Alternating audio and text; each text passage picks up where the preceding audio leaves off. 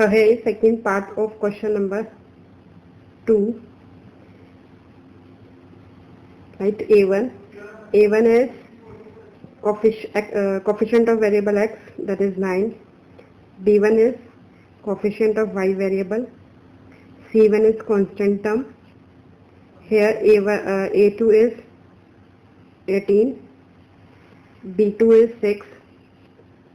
C2 is 24. Now A1 by A2 is 9 by 18. B1 by B2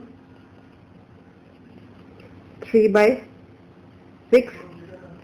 3 1 ja 3, 3 2 ja 6. C1 by C2 is 12 by 24.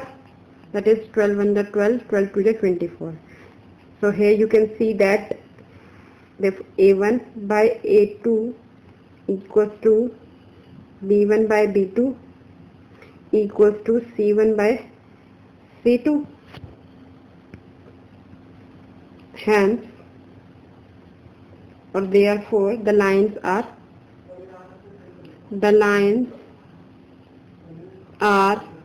coincident, because A1 by A2 is equal to B1 by C.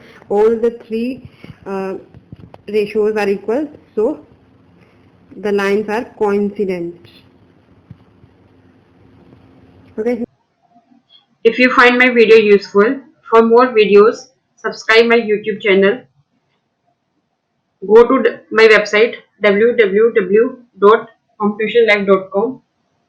Thank you. Keep learning. Stay home. Stay safe.